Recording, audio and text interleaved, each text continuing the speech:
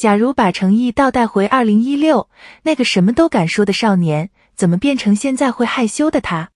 倒带。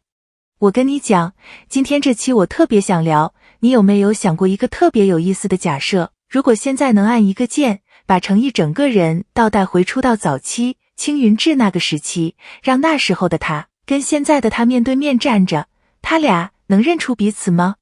其实前阵子跟几个老粉聊到这个，聊着聊着，我的第一反应是，可能还真不太容易。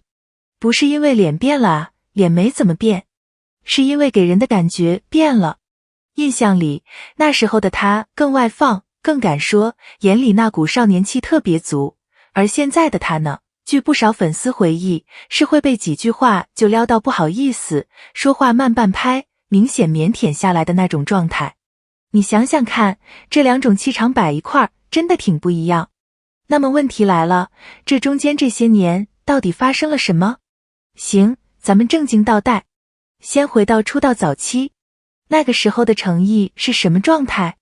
说白了，大家印象里就是一个标准的少年感担当。我得先声明啊，这部分我不是100%确定，很多具体细节我都是凭印象说的，别太当真。老粉要是记得更准，评论区补我。但大方向上，很多人的感受是一致的。那时候的他表达偏外放，给人的感觉是敢说，不太绕弯子，带着一股没怎么被磨过的真诚劲儿。这种敢说，我觉得挺珍贵。为什么？因为对了，我得先插一句行业背景，不然你听不懂这份敢说的分量。那几年，整个小生市场大体上是流量逻辑比较重的阶段，新人出来，公司往往会把表达管得比较紧，安全第一，少说少错。在那种大环境里，一个还愿意有什么说什么的新人，其实是有点逆着风的。这段是我个人对当时行业的理解啊，不是什么定论。好，现在回到他。所以你看，早期诚意那种敢说，翻译成人话大概就是他还没太学会把自己藏起来。这不是缺点啊，反而是新人时期挺干净的一种状态。好，重点来了。现在快进。现在的诚意给人的感觉是什么样？据不少粉丝描述，比较典型的画面是，见面会上，粉丝一句话递过去，他好像会先愣一下，然后那种藏不住的不好意思就上来了。这2年我跟老粉聊起这个，大家用的最多的词是腼腆慢热。注意啊，我说的是腼腆，不是别的什么贬义词，这俩完全不是一回事。你说怪不怪？早期那个相对敢说的少年，到这2-3年。不对，等一下，我说得保守一点。我也说不准是哪一年开始的，只能说大概是近这几年，他这种腼腆的感觉才比较多被大家注意到。准确时间我也没把握，如果有错，评论区指正哈。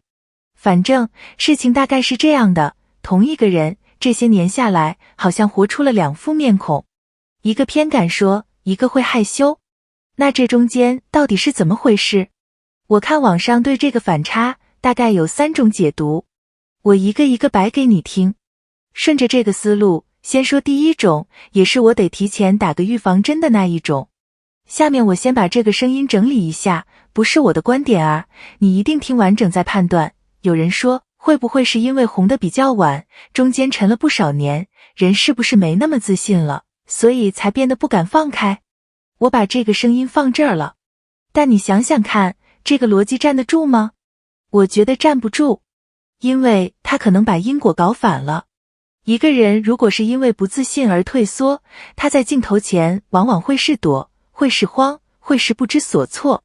但据大家的描述，诚意现在那种腼腆，更像是他明明完全 hold 得住场，业务状态在线，只是在被人夸、被人撩的那个瞬间，会自然的不好意思。你品，你细品，这更接近松弛里的腼腆，而不是慌张里的退缩。这俩在我看来是完全不同的2种东西。所以第一种解读，我个人是不太认的。那真相更可能是哪种？我倾向后面2种，而且这俩其实是连着的。第二种，成长论，这是最简单也最容易被低估的解释。一个人从20多岁慢慢走到30多岁，本来就是性格自然成熟的过程。年轻时候什么都敢说，可能是因为还没怎么尝过话被放大、被断章取义的代价，而一个走过这么些年的人，会本能地对自己的表达更克制，更有边界感。这在我看来不是变怂，这叫长大。说白了，可能不是不敢说了，而是更懂得什么时候说，说到什么程度了。第三种，我觉得最关键，环境塑造论。你想想，从出道早期到现在，他大概经历了什么？从一个还没怎么被看见的人，到被很多人盯着看的人。当那么多目光落在你身上的时候，那种什么都敢说的劲儿，自然会慢慢学会先在心里过一遍。我觉得这不是被压抑，更像是一种挺高级的自我保护和自我管理。火候刚刚好，既没有变成那种公式化的滴水不漏的采访机器，又比早期多了一层成熟的分寸感。而且你发现没有，我觉得最打动人的恰恰是那份腼腆里好像还留着早期那个少年的底色。他没变成一个圆滑的人，被撩会不好意思，被夸会害羞，这种藏不住的真实反应本身可能就是真诚没丢的一个信号。说白了，变的也许只是表达方式，没变的是那颗心。那么回到正题，把三种解读摆完，我得说说我的判断了。我的看法挺明确，程毅这些年的敢说腼腆，在我看来根本不是退步，更像是一条走得比较稳的长线。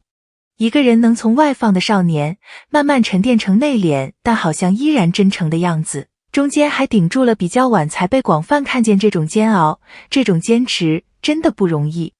我个人觉得，这种慢慢熬出来的稳，不是一时半会儿能装出来的。我得强调一下，红得晚这件事，网上老有人拿来说事，但你换个角度看，这么多年沉淀换来的，可能是一个心态更稳、边界更轻，还保留着少年真诚的他。在我看来，这恰恰说明他走得更像那种慢工出细活的路子。这步棋看的是长远，我们追的从来不是一个所谓的标签，是一个真实在成长的人。从那个敢说的少年到现在会害羞的他，这一路我们多少都看在眼里。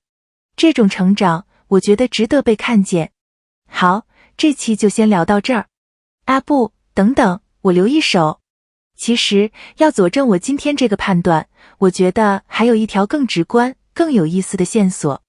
它好像就藏在一个你可能从来没特别注意过的细节里，一个能把这些年的变化一笔一笔写出来的东西。我留到下期我们就聊一聊那个一直没人特别认真提过的细节，看完你大概会更明白我今天为什么这么笃定。我跟你讲，那期会挺有意思的。咱们下期见。